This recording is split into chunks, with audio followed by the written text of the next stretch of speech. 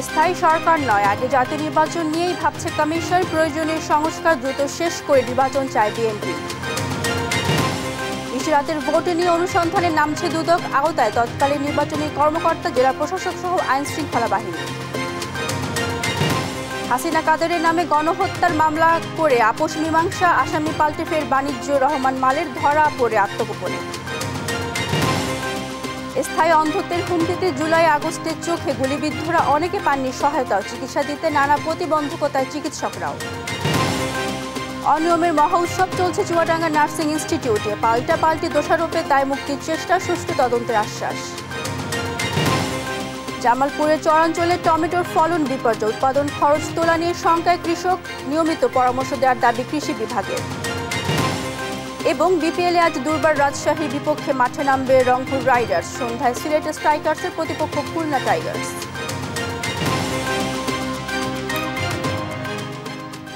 দেখছিলেন সংবাদ শিরোনামগুলো। সংবাদ সকালে আপনাদের সাথে আছে আমি মারজানা শক্তি।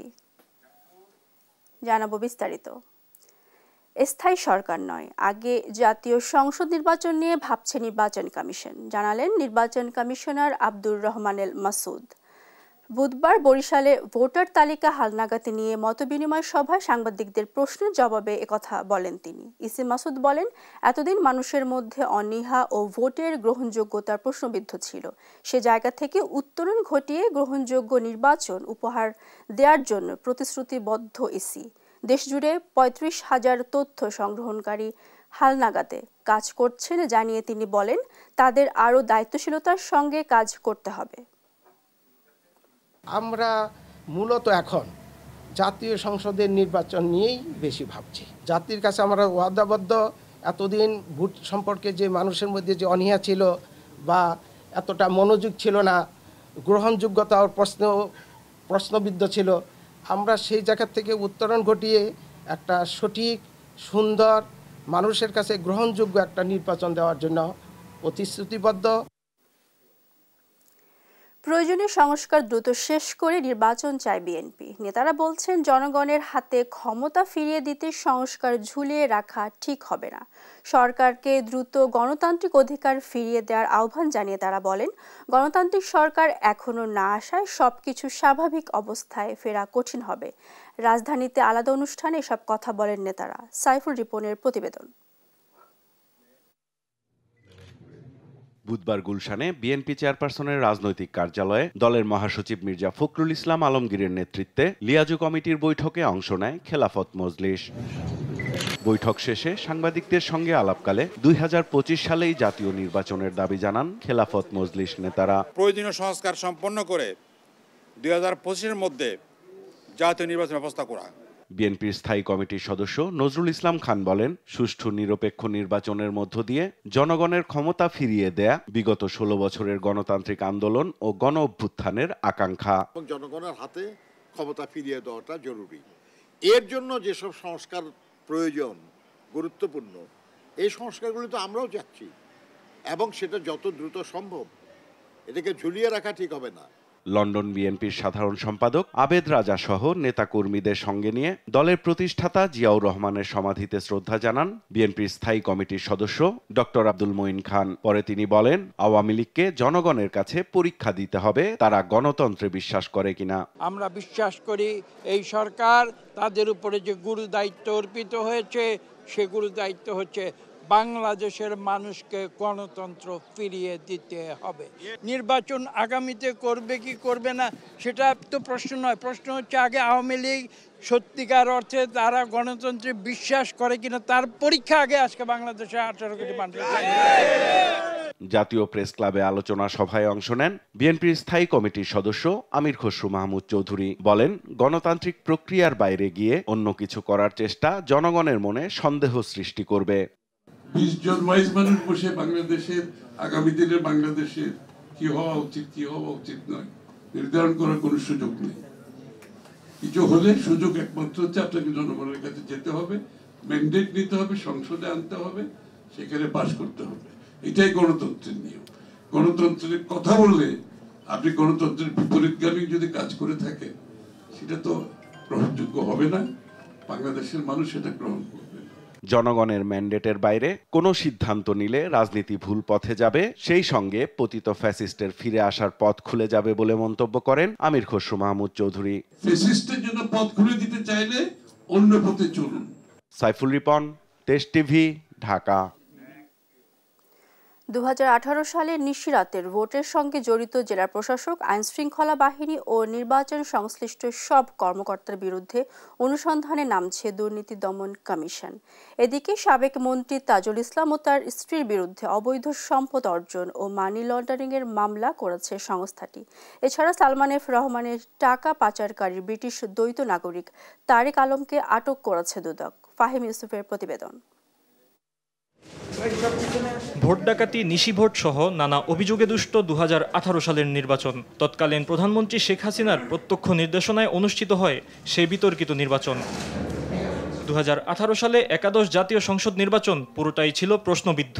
এসব অভিযোগের প্রেক্ষিতে তৎকালীন নির্বাচন কমিশনের কর্মকর্তা ও আইনশৃঙ্খলা বাহিনীর সব সদস্যদের বিরুদ্ধে অনুসন্ধানের সিদ্ধান্ত নিয়েছে দুদক। 2018 সনে একাদশ জাতীয় সংসদ নির্বাচনে ক্ষমতার অপব্যবহার, অপরাধমূলক অসদাচরণ, জালিয়াতি, দিনের ভোট রাতে করা এবং আর্থিক লেনদেনের মাধ্যমে সংসদ সদস্য নির্বাচনের অভিযোগের বিষয়ে অনুসন্ধানের সিদ্ধান্ত গৃহীত হয়েছে। এদিকে 35টি ব্যাংক হিসাবে 139 কোটি টাকার বেশি অবৈধ সম্পদ অর্জন ও মানি লন্ডারিংয়ের অভিযোগে সাবেক মন্ত্রী তাজুল ইসলাম ও তার স্ত্রী ফৌজিয়া ইসলামের বিরুদ্ধে মামলা করেছে দুর্নীতি দমন কমিশন।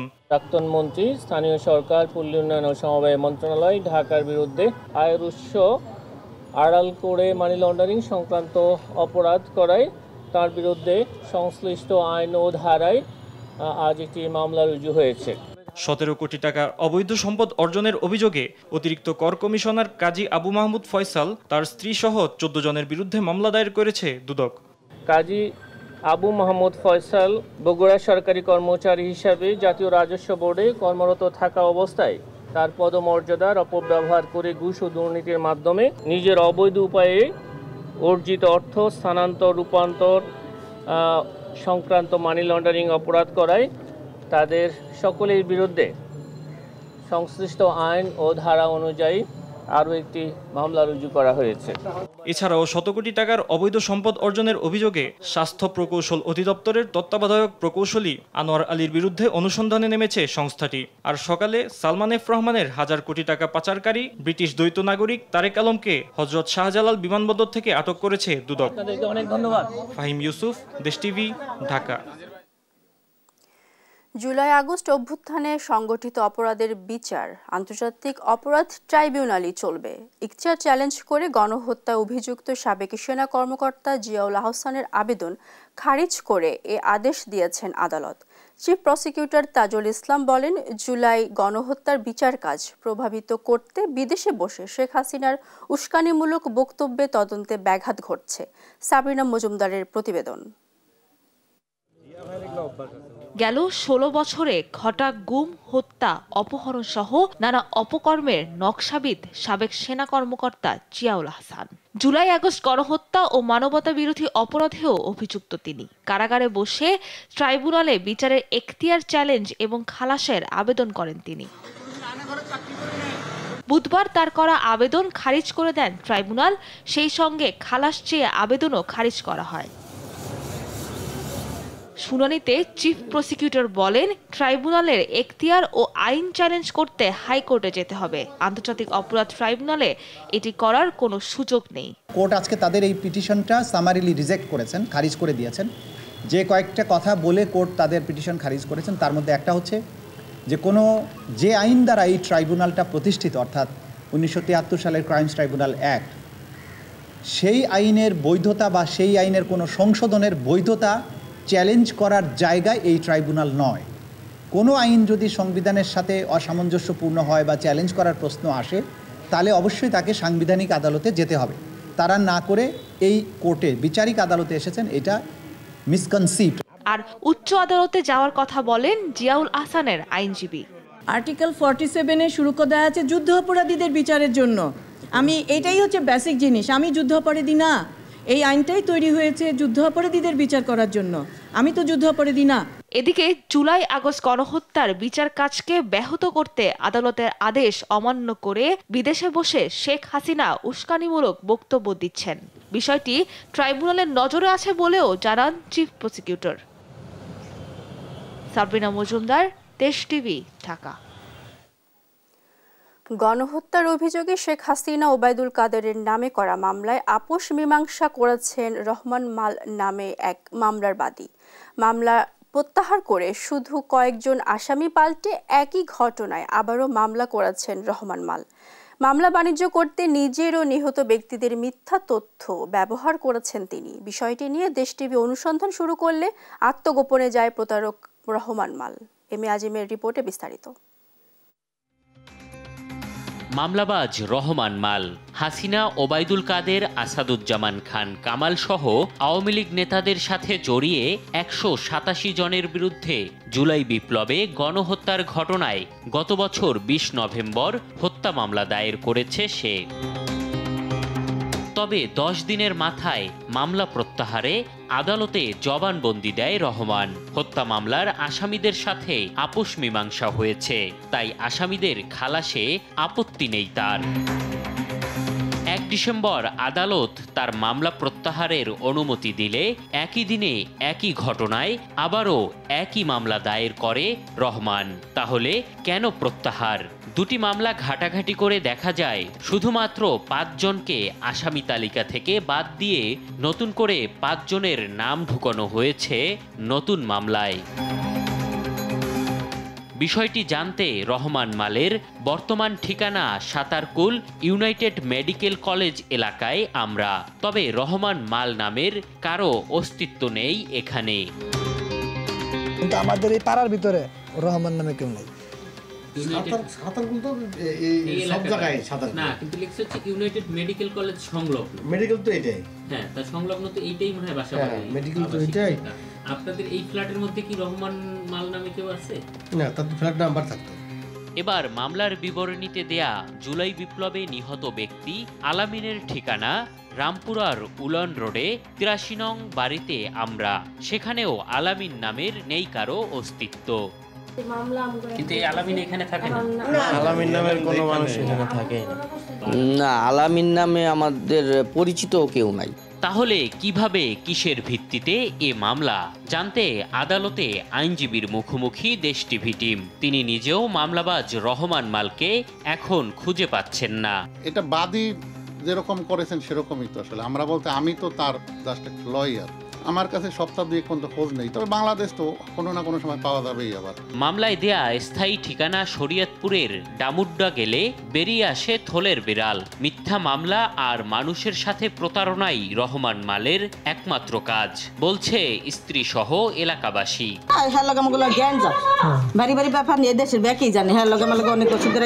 উনি এখন ওয়ারেন্টের আসামি। উনি এই ধরনের প্রতারক এবং এই ধরনের কাজ করে চলে।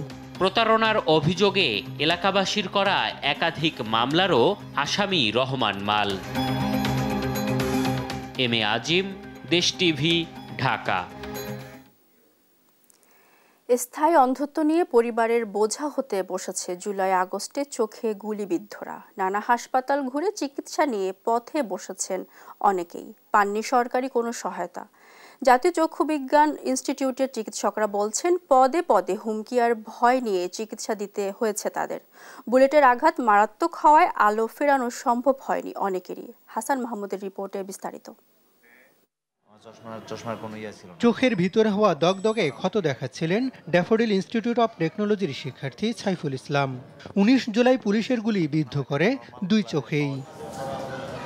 এক চোখের আলো হারিয়ে এখন শঙ্কায় অন্য চোখের দৃষ্টি হারানোর। কয়েক দফা চিকিৎসার পরেও কোনো আশা দেখাতে পারেননি চিকিৎসকরা। মানুষ দেখছে গুলি করছে, কেউ যদি মনে করেন আন্দোলন নাই হাত তুলে ওরা পার হয়ে যাইতে নিছে, তাদেরকেও গুলি করছে। রাজধানীর জাতীয় চক্ষু বিজ্ঞান ইনস্টিটিউটে ভর্তি বগুড়ার মুস্তফা মণ্ডল। তাজা বুলেটের আঘাতে তুলে ফেলতে হয় পুরো চোখ। প্রাইভেট ক্লিনিকে চোখিয়া করতে বা আমার অনেক টাকা চলে গেছে, প্রায় ৪ লক্ষ টাকার মতো খরচ হয়ে গেছে।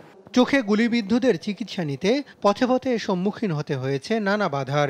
স্বৈরাচার পতন হলেও উন্নত চিকিৎসা না পাওয়ার হতাশা গ্রাস করছে আহতদের। স্থায়ী অন্ধত্বের কারণে পরিবারের কাছেও হচ্ছেন বোঝা। জুলাই ফাউন্ডেশন থেকে একটা টাকা পেয়েছি 1,700,000 টাকা। এর আগে দিয়ে আমি 3% জায়গা বিক্রি করে আমি ট্রিটমেন্ট নিতেছি। আগস্টে হওয়ার পর ওনারা আমাকে বলে যে আমার এই চোখ উঠায় ফেলতে হবে, আমার কোনো চিকিৎসা নেই। আমি রাজি হই না উঠানোর জন্য। আমি ফ্যামিলির বড় ছেলে হওয়ায় চাকরিতে না থাকার কারণে দেখা গেছে পরিবারে খুব একটা অভাব চলে আসছে। অধিকাংশ রোগীর চোখেই পাওয়া যায় মেটালিক প্লেটের সঙ্গে তাজা বুলেটও। শত শত রোগীর চোখ থেকে পড়া রক্তে লাল হয় হাসপাতালের করিডোর। একই সঙ্গে আহত রোগীদের চিকিৎসা দিতে নানাভাবে বাধার সম্মুখীন হতে হয়েছে চিকিৎসকদেরও।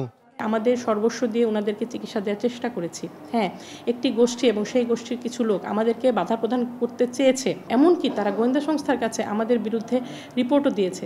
জুলাই আগস্টে কয়েক হাজার অপারেশন করেন হাসপাতালটির চিকিৎসকরা। প্রতিদিন 12টি ওটিতে 24 ঘন্টা অপারেশন চলেছে হাসপাতালটিতে।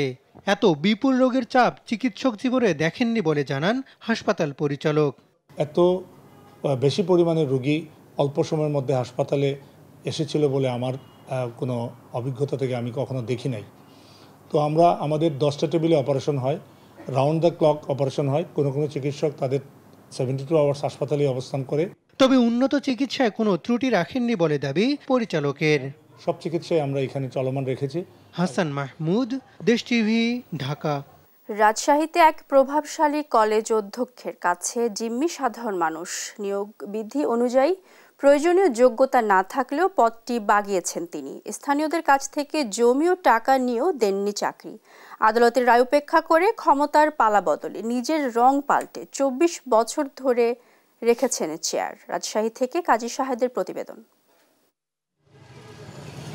রাজশাহীর দুর্গাপুর উপজেলার নওপাড়া গ্রামের ওসমান আলী পিয়ন পদে নিয়োগ পেতে নওপাড়া কলেজের নামে লিখে দিয়েছিলেন 10 কাঠা জমি ও অধ্যক্ষকে দিয়েছেন স্ত্রীর গয়না বিক্রির 1.5 লাখ টাকা। চাকরি হয়নি, 15 বছরের শ্রম বৃথা। মানসিক ভারসাম্য হারিয়ে মারা গেছেন ওসমান। এখন তার মা, স্ত্রী ও 2 সন্তানের সংসার চলছে অর্থকষ্টে। পরে আবার 1.5 লাখ টাকা দিল, দিয়ে বেতন কিছু হইল না। বউয়ের গয়না বেশি টাকা দিল, বাবুর বেতন টাকা দিল, দিয়ে বেতন না হলে চিনতে পাগল মরে গেছে। 1.5 লাখ টাকা দিলে আমি বেতন করে দিব, তখন 1.5 লাখ টাকা দিনু, দেওয়ার পর কোনো বেতন টেতন কিচ্ছু হয়নি। স্বনির্ভর করতে করতে ওই পাগলা হয়ে গেল, যা মেলা কষ্ট করে মরে গেছে, খালি কলেজ করে। আমরা এখন কষ্ট করে চলে খাই। শুধু ওসমান নন, নওপাড়া মহাবিদ্যালয়ের বিভিন্ন পদে চাকরির জন্য জমি ও নগদ টাকা দিয়ে প্রতারিত হয়েছেন অনেকেই। চাকরি না পেয়ে আদালতে মামলা সহ বিভিন্ন দপ্তরে ঘুরেও মেলেনি প্রতিকার। চাকরির জন্য আমার 1 বিঘা জমি দেওয়া হয়েছে। ওই সময় সর্বপ্রথম আমার জমির উপর এখনো ঘরটা দণ্ডায়মান আছে। সে প্রতারণা করে আমার কাছ থেকে আরও টাকা চাই। আমাকে ভুল কাগজপত্র দেখে বোর্ডও করছে, কিন্তু বোর্ডে আমাকে টাকা নেই। আমি নওপাড়া কলেজে কেরানি পদে চাকরির জন্য 17 শতক জমি দান করেছি। এই কলেজে প্রিন্সিপাল হিসেবে বসে এই গ্রামের কাউকেই চাকরি দেয়নি।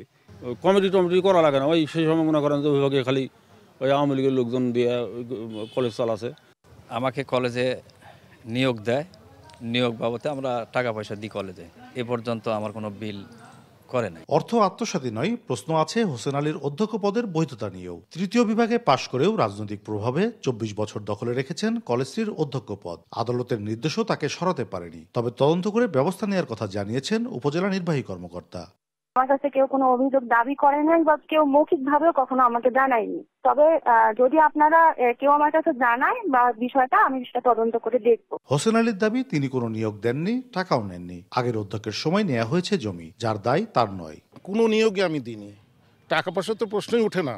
তারা জমি দিয়েছে, সে জমি তো আগে, আমার তো 2000 সালের পরে তো কোনো জমি দেওয়া নাই। আমার সময় কোনো নিয়োগই হয়নি, সব নিয়োগ হচ্ছে আগে। তারা দিয়েছে, তারা কিভাবে দিয়েছে তারাই ভালো জানে। ক্ষমতার পালাবদলে নিজের রং বদলানো হোসেন আলীর বিরুদ্ধে নিরপেক্ষ তদন্তের মাধ্যমে ব্যবস্থা নেওয়ার দাবি জানিয়েছেন স্থানীয়রা। কাজী শাহেদ, দেশ টিভি, রাজশাহী। প্রজনন মৌসুম হওয়ায় সুন্দরবনে শুরু হয়েছে কাঁকড়া আহরণে নিষেধাজ্ঞা। আয় বন্ধ থাকায় বিপাকে কয়েক হাজার জেলে ও ব্যবসায়ী। অনেকের অভিযোগ, এই সময়ও অর্থের বিনিময়ে কাঁকড়া ধরার সুযোগ করে দেয় বনরক্ষীরা। আর বন বিভাগ বলছে নিষেধাজ্ঞা বাস্তবায়নে সব ধরনের ব্যবস্থা নেওয়া হয়েছে। সহকর্মী SS সুহানের তথ্য ছবিতে সালমা জাহানের রিপোর্ট। প্রজনন বৃদ্ধির জন্য সুন্দরবন এলাকায় কাঁকড়া আহরণ কার্যক্রম বন্ধ রাখা হয়েছে। গত 25 ডিসেম্বর শুরু হওয়া এই নিষেধাজ্ঞা চলবে আগামী 28 ফেব্রুয়ারি পর্যন্ত। এই সময়ে জেলেদের সব ধরনের পারমিট বন্ধ থাকবে। নিষেধাজ্ঞা শুরু হয় বেকার হয়ে পড়েছেন সুন্দরবন পূর্ব ও পশ্চিম বিভাগের কয়েক হাজার জেলে। এ সময় বিকল্প কর্মসংস্থানের ব্যবস্থা করার দাবি জানান কাকড়া জেলেরা। তাই এই যে দিনটা যে সময় বন্ধ করে সে সময় তো আমাদের একটু খুব কষ্টে দিনকাল চলে। এখন যদি সরকার আমাকে জন্য এই দিনের জন্য যদি কোনো ব্যবস্থা করে তাহলে আমাকে একটু শান্তি হয়। এই 6 মাসই যখন বন্ধ থাকে তখন আমাদের সংসার জীবিকা নির্ভর করতে খুব কষ্ট হয়। বাজারে কাঁকড়া ধরতে যায় সেদিন হয়তো দেখা যাচ্ছে দিনে 2, 4, 500,000 টাকা হয়, আর যখন না হয় বন্ধ করে দেয় সেদিন আমাকে খাওয়ার কোনো উপায় থাকে না। এদিকে প্রকৃত জেলেদের অভিযোগ, নিষেধাজ্ঞার সময়ে অসাধু বনরক্ষীরা অর্থের বিনিময়ে সুযোগ করে দিচ্ছেন কাঁকড়া হরণে। বর্তমানে কাড়ার ফার বন্ধ, আমরা গাঙ্গে যাতে পারতেছি না। অন্য মানুষের ফরেস্টের টাকা পয়সা দিয়ে গুড়ি গাড়ি দিয়ে তারা অন্যভাবে তারা ধরতে যান। আমরা তো সেরকম টাকা পয়সা আমাকে ধরে নেই, আমরা যাতে পারতেছি না। কাঁকড়া বন্ধের সময় ওই ঋণ দেনাই খাই, পরবর্তী আস্তে আস্তে আমরা সদিয়ে যাই। অনৈতিক সুবিধা প্রদানকারী ও গ্রহণকারী উভয়কে আইনের আওতায় আনা হবে বলে জানায় বন বিভাগ। কেউ যদি কোনো অসাধু উপায়ে যদি কাঁকড়া ধরার পারমিশন দিয়ে থাকে বা অবৈধ উপায়ে কাঁকড়া ধরার কোনো সুযোগ করে দিয়ে থাকে, যে দিবে এবং যে নিবে দুজনকে আমরা ধরতে পারলে দুজনের বিরুদ্ধে আমরা ব্যবস্থা নিব। সুন্দরবন পূর্ব বন বিভাগ ও পশ্চিম বন বিভাগের 4টি রেঞ্জে প্রতি বছর 18 থেকে 19 হাজার জেলে বন বিভাগের অনুমতি নিয়ে মাছ ও কাঁকড়া আহরণ করে থাকেন। নিউজ ডেস্ক, দেশ টিভি। মৌসুমের শুরুতে প্রতিকূল আবহাওয়ায় জামালপুরের চরাঞ্চলে টমেটোর ফলনে বিপর্যয় দেখা দিয়েছে। পাশাপাশি বাজারে দাম কম থাকা উৎপাদন খরচ তোলা নিয়ে শঙ্কা রয়েছে কৃষকদের। তাদের অভিযোগ, কৃষি বিভাগ থেকে কোনো সহায়তা পায়নি তারা। তবে অভিযোগ অস্বীকার করে কৃষি বিভাগ। সহকর্মী মোহাম্মদ ইমরান মাহমুদের তথ্য ছবিতে সালমা জাহানের আরও একটি রিপোর্ট। জামালপুরের বিস্তীর্ণ চরাঞ্চলে টমেটো চাষ করেছেন কৃষকরা।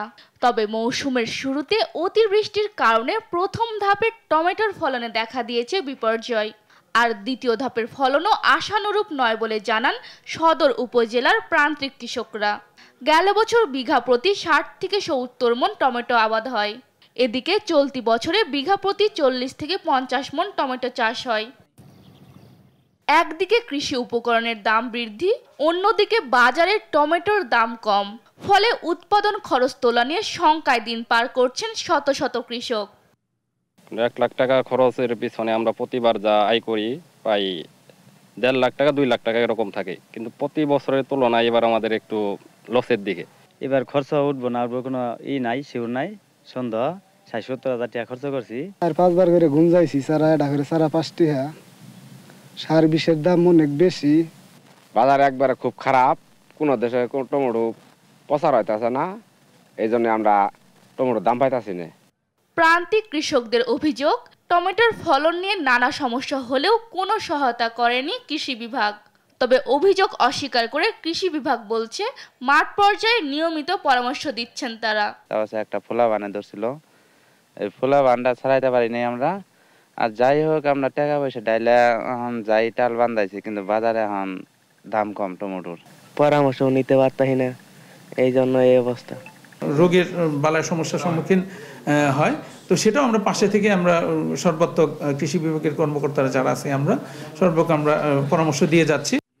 চলতি মৌসুমে জামালপুরের টমেটো চাষ হয়েছে 1530 হেক্টর জমিতে।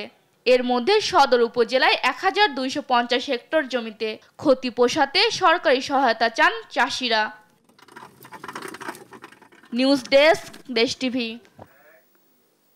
চুয়াডাঙ্গা নার্সিং ইনস্টিটিউটে 5টি চেয়ার মেরামতে খরচ হয়েছে 62,000 টাকা। কয়েকটি টেবিল, বেঞ্চ ও খাট মেরামতে খরচ হয়েছে 58,000 টাকা। শুধু অস্বাভাবিক ব্যয় নয়, শিক্ষার্থীদের থেকে অতিরিক্ত অর্থ আদায় এবং ব্যক্তিগত ব্যাংক হিসাবে লেনদেনের অভিযোগও পাওয়া গেছে। তবে এর কোনো সদুত্তর পাওয়া যায়নি। আর বিষয়টি অধিকতর তদন্তের আশ্বাস দিয়েছেন সংশ্লিষ্ট কর্মকর্তারা। সহকর্মী খায়রুজ্জামান সেতুর পাঠানো তথ্যচিত্রে অঙ্কন চৌধুরীর রিপোর্টে বিস্তারিত জানব। চুয়াডাঙ্গা নার্সিং ইনস্টিটিউট নিয়ে অনিয়ম অভিযোগের শেষ নেই। সরকারি নিয়ম না মেনে শিক্ষার্থীদের কাছ থেকে অতিরিক্ত অর্থ আদায়, ভুয়া বিল ভাউচার ও ক্রয় মেরামতে ভুতুড়ে বিল উত্তোলনের অভিযোগ সামনে এসেছে। মাত্র 5টি চেয়ার ও কয়েকটি টেবিল, বেঞ্চ ও খাট মেরামত বাবদ তোলা হয়েছে 1,20,000 টাকা। বিষয়টি স্থানীয় পত্রিকায় প্রকাশিত হলে ইনস্ট্রাক্টর নিজে বাঁচতে শিক্ষার্থীদের কাছ থেকে সাদা কাগজে স্বাক্ষর করে নিয়েছেন বলেও অভিযোগ রয়েছে। পরীক্ষা হচ্ছিল, তার পরীক্ষার ফি 500 নিছে আর ড্রেসের জন্য নিছে 5,000। এখন আমরা তো জানতাম না, ম্যামেরা যেটা বলছে আমরা সেই অনুযায়ী টাকাটা দিয়ে দিছি। 10,000 দিয়েছি, মোট পুরা 10,000 দিয়েছি ভর্তির জন্য। শিক্ষার্থী ভর্তিতে সরকার নির্ধারিত ফিরছে মাথাপিছু অতিরিক্ত 2 থেকে 4,000 টাকা বেশি আদায় করার অভিযোগ উঠেছে। অর্থ সরকারি ব্যাংক হিসেবে লেনদেন হওয়ার কথা থাকলেও হয়েছে ইনস্টিটিউট প্রধানের ব্যক্তিগত ব্যাংক হিসেবে। এমন বিষয়ে আর কি আমরা তথ্য প্রমাণ পেলাম যেটা আসলে নজিরবিহীন সারা বাংলাদেশে। এখানে আপনার অ্যাকাউন্ট থেকে শুরু করে যে অর্থ লেনদেন, এটা একটা বড় মাত্রায় অর্থ লেনদেন এবং হচ্ছে আপনার এই স্টুডেন্টরা যারা ভর্তি হয় তাদেরকে অতিরিক্ত যে সরকার যে নির্ধারিত ফি তার থেকে আরো 3 গুণ বেশি অর্থ নিয়ে আর কি তাদেরকে ভর্তি করা হয়। সরকারি প্রতিষ্ঠানের এমন অনিয়ম দুর্নীতিতে হতবাক স্থানীয়রা। অনিয়ম খতিয়ে দেখার দাবি বৈষম্য বিরোধী ছাত্র আন্দোলনের শিক্ষার্থীদেরও। স্টুডেন্টসরা এখানে ভর্তি হয়, তাদের কাছ থেকে প্রয়োজনের বা সরকারের নির্ধারিত ফির অতিরিক্ত টাকা নিচ্ছেন এবং এই টাকাটা আসলে কোথায় ব্যয় করছেন সেটার কোনো আসলে নির্ধারিত হদিশ সীমানা পাওয়া যাচ্ছিল না। এই মর্মে আমি একটা অভিযোগ পেয়েছিলাম। এদিকে একে অপরকে দোষারোপ করে নিজেদের দায়মুক্ত করার চেষ্টা করছে প্রতিষ্ঠান কর্তৃপক্ষ। কিন্তু আমি তো রিপেয়ার করলাম অনেকগুলা চেয়ার, তো ওকে 5টা চেয়ার দিয়ে কিভাবে আপনি বিল করে নেন? ঢাকায় অ্যাকাউন্ট সেকশনে আমি কথা বলেছি যে আমার এখন জরুরি 20টা চেয়ার দরকার, কিন্তু আমার তো কেনার জন্য কোনো টাকা বরাদ্দ নাই, কিন্তু আমার রিপেয়ারের টাকা আছে। তো বলছে আপনি তাহলে রিপেয়ারের টাকা দিয়ে কিনতে পারেন। এই জন্য উনি রিপেয়ারের একটা বিল করে সেই চেয়ার আমরা কিনছি। তবে অনিয়মের সুষ্ঠু তদন্তের আশ্বাস চুয়াডাঙ্গা সদর হাসপাতাল তত্ত্বাবধায়কের। অবশ্যই তদন্ত হইতে পারে, তবে যেহেতু আর্থিক বিষয়গুলো আসছে সেক্ষেত্রে হয়তো ওনাদের ডিপার্টমেন্ট ও অর্থ বিভাগ এই বিষয়টা পর্যালোচনা করতে পারে। চলতি অর্থ বছরে 75 জন শিক্ষার্থী লেখাপড়া করছেন এই নার্সিং ইনস্টিটিউটে। নিউজ ডেস্ক, দেশ টিভি।